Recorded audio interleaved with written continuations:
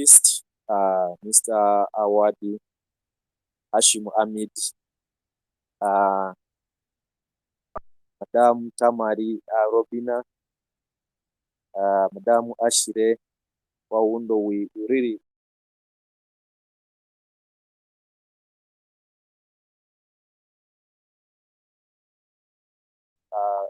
appreciate the efforts and the time you commit towards getting, sharing the thoughts to the nation. As it is within our context, believe what we are doing, even if we share our views, our thoughts, and we are able to change a single individual or one person to pick it up in that direction. Always believe that it's the long-awaited struggle which we have always pushing. Welcome the members. I'm seeing that it's maybe with us, but he has not been able to think network connectivity. I've also seen Dam Tamari, she has gone off. I'm seeing Okema Walters just joined us. I'm also seeing Cynthia, she has joined us. As our topics, it is today. Previously, we made our polls on our talk, but we realized that most of the people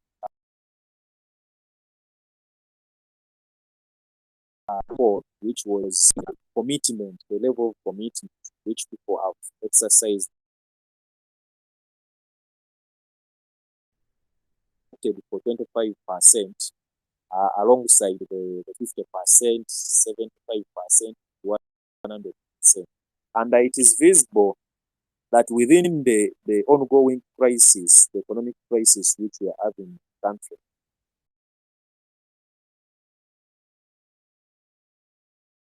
there has been so many attempts for people to rise up. We are grateful that has been among us against the economic crisis. Actually, everybody that we appreciate that comrade the Ashim, you were also among us.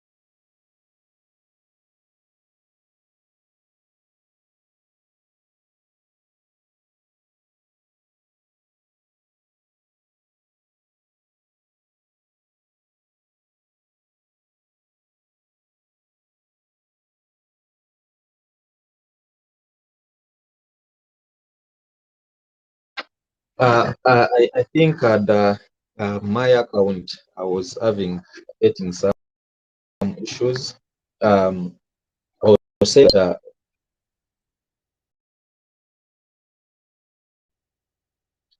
you realize that a number of actions which people have taken, despite them being non-violent, as I was saying, that Madam Auma, you have taken actions. Already, Howard, you have taken some actions against the ongoing crisis. But you find that known to all Ugandans, and you still find that even when we are having those vast of a number of non-violent actions, Ugandans seem not to have confidence in these non-violent actions. So you find that their commitment or their adherence to these actions is still low. In today's Twitter space or Twitter discussion, we are aiming at dissecting the reason as to why Ugandans are still having law commitment. We have seen so many countries who have used the non-violence or direct action against oppression, and they have really been able to win their rights. But our delayed struggle for over 22 years of fighting, I think to me, ever since I was born, people have been fighting. I find that we have not obtained that, maybe simply because of the way of fighting. But today we want to look at non-violence, direct action, that despite the people glorifying it from other countries, we have seen Sudan, we have seen Sri Lanka and so on, but in Uganda, what is the actual problem? Why has non-violence failed to work? Right, as to introduce themselves. Then later on, I will still give them time to share their thoughts, or to share with us their thoughts as to why the case might be like this. As they normally say, women first, still also in activism, we recognize that the struggle with Auma, then will be followed by Comrade Howard. I'm seeing uh,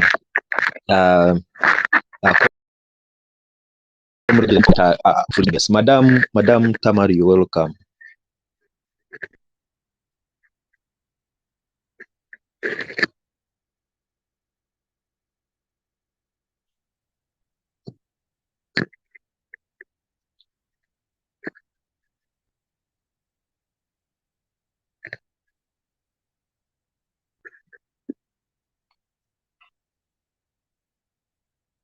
Madam Tamari, you're welcome.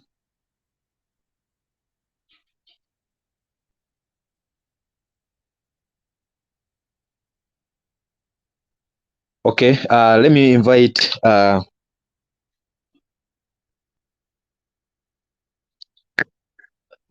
Madam Tamari, you're welcome.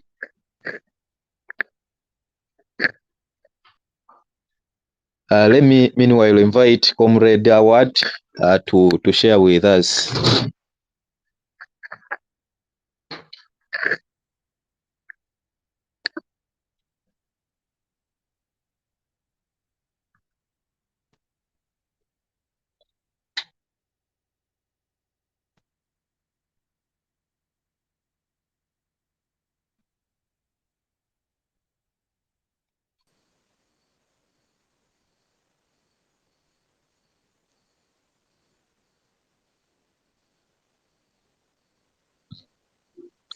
Good evening. Good evening, everyone.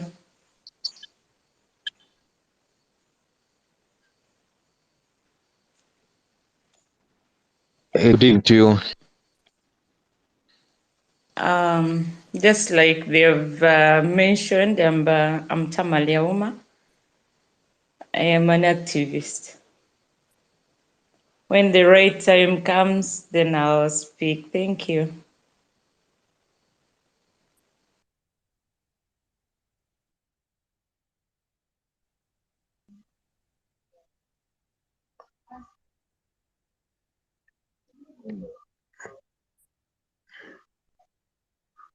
Hello, Awadi Hamid Hashim. My name's a human rights defender, activist with Thank Rubaga you, Social Justice Center. Tamari.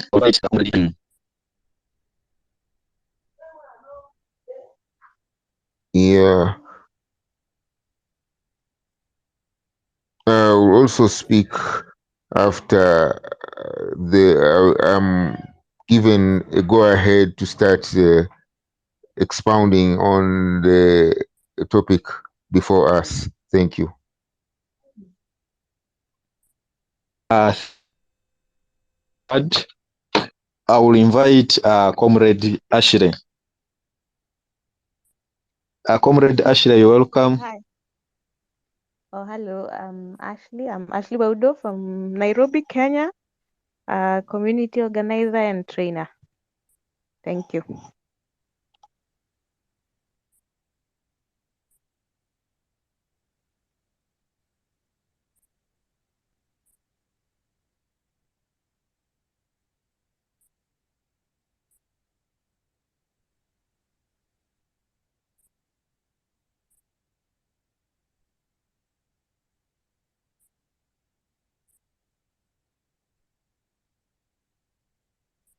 Comrade Ashley, you can briefly introduce yourself to the member. Welcome, man for season. Welcome. I think Comrade Ashley is still fixing some issues. She may be facing some technical challenges. Mchunguzi Francis, you're welcome. Let me cross to Madam Robin Auma to shed a light in direction to today's topic. Our audience today, you can note the questions. If you have any submission, you can spare it. We shall preserve some minutes, few minutes to maybe each of us, possibly to share also your views with the audience. Madam Tamari Robina, the floor is yours.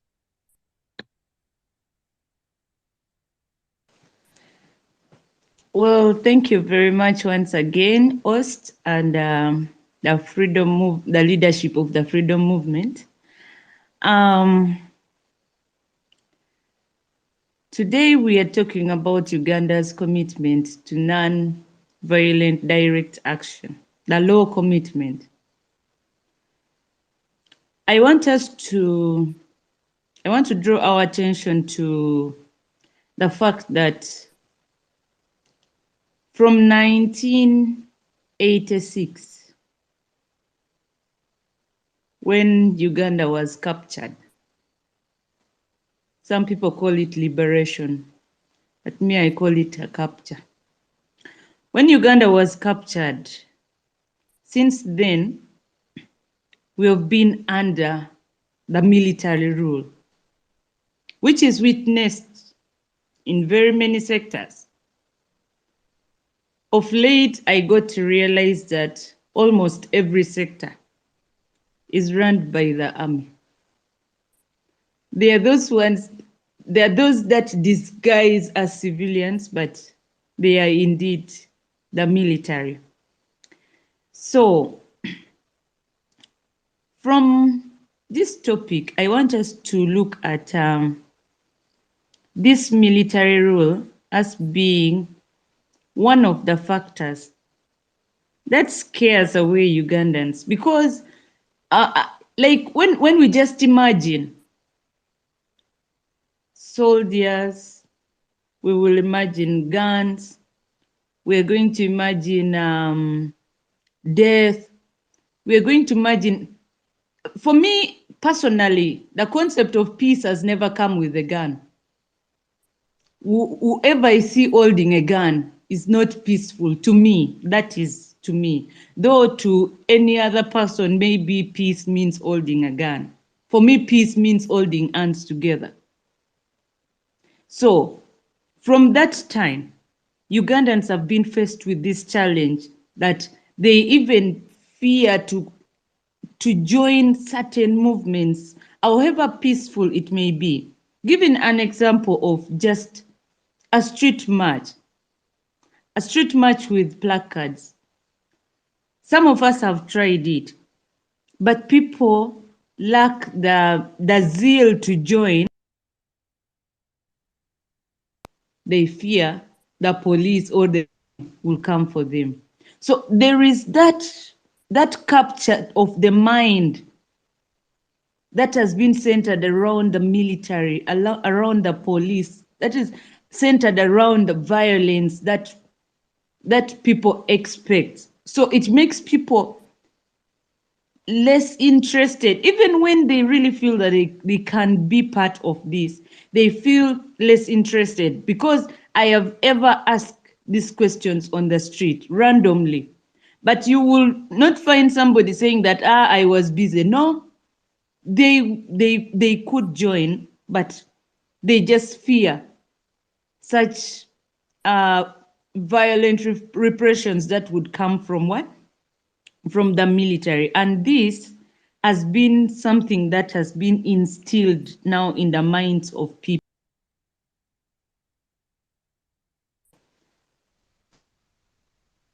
You will even just see military parading in the morning when some group announce like a peaceful march, you will see the military already parading. That's just to scare, to like controlling your mind, to scare you away that okay, when you come, we are going to what? We are going to quell that demo, we are going to arrest you, we are going to shoot you. And very many times we have had these statements come from even statesmen saying that we shall what? Shoot you, shoot to kill. We have heard of these statements coming from them. They who have the power.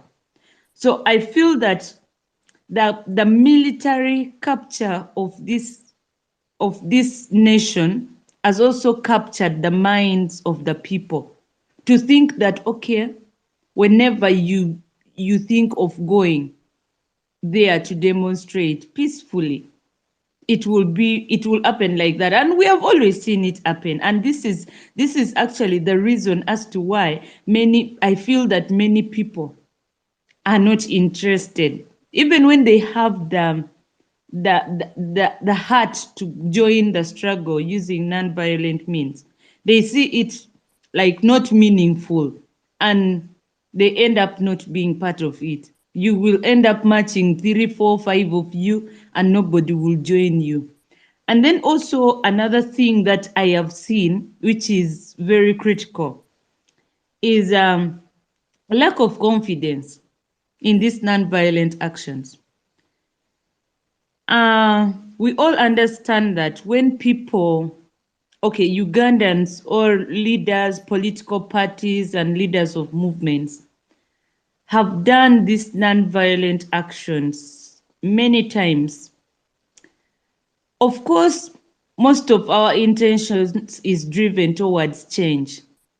May not be change of government, but maybe change of something that we feel is not right in the system.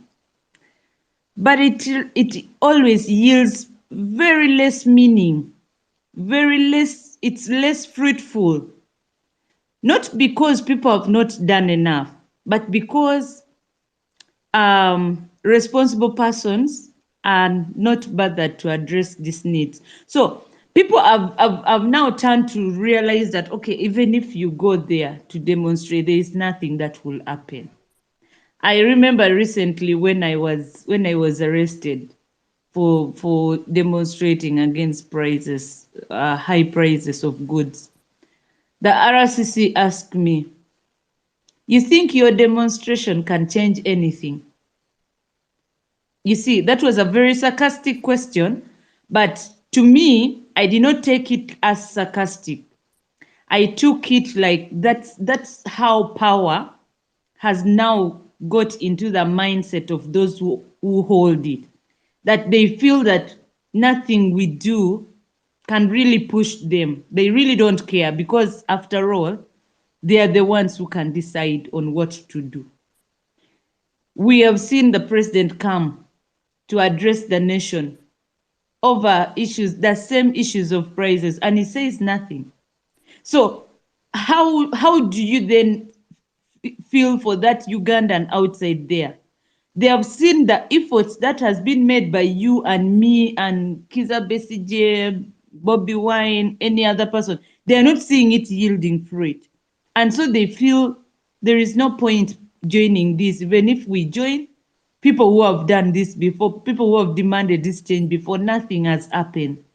So I feel that continuous negligence of those ones who wield power, those ones in authority, it's also one of the issues that scares away people, especially in Uganda. It scares away people because they feel that nothing is going to happen. Even if you do what, nothing is going to happen.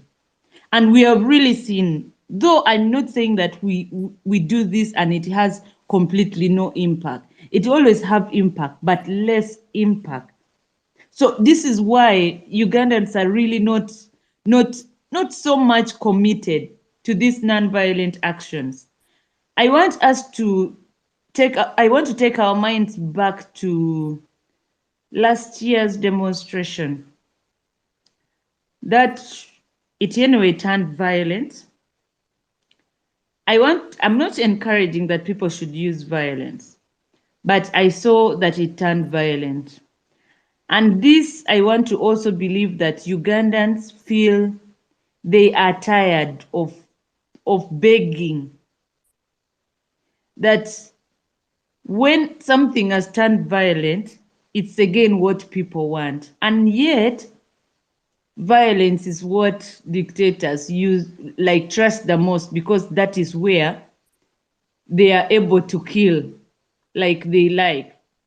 We recall 55 lives registered were lost, but we believe that more unregistered deaths also happened.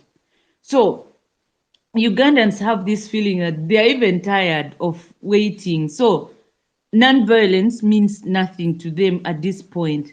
So when you call me, I even want to believe that one day if somebody said that let's do a violent action, people will again go for it, of which it's not something we encourage, because we shall be dancing to the tune of our oppressors. I think for now that's what I can submit. Let me give the floor to others. Wow, wow, wonderful. Thank you so much, Madam Tamari, for that insight. Indeed, it has been thoughtful. There are a number of things I've noted, and really we shall make the case. I would encourage our audience. Abraham, you're welcome. Nsereko Akram, you're welcome for joining us. Angela Tricia, you're welcome for joining us. SAB, you're welcome for joining us as we are still hearing from our panelists of the day. Please note down any question. If you have any idea, if you have any case to make, please, we shall give you time to bring it forth. Let me cross to Comrade Awad. Comrade Awad, you're welcome. Good evening, Yes, good evening to listeners, you. panelists, and the host. Uganda's commitment to non-violent direct action. Why low commitment? The history of non-violent action started way back in the 1960s when Ugandans were trying to fight for their independence. Men like Ignatius Musazi, who tried to lead a peaceful movement to bring about freedom from colonialists, then which was Britain. What was the response of Ugandans then? Still, the response of Ugandans was lukewarm. They didn't participate in their big numbers, and the actions of Musazi and his team had most of it. It enticed mostly the elite activists who were enlightened, say those ones who were educated, and it was like they protested against buying goods jobs of the Indians, so that the British who were working with the Indians could feel the pain that the income of buying those commodities from the Indians or shops was not coming, so that they could actually see reason to grant independence to Uganda. It achieve anything, at least it highlights Uganda independence. And what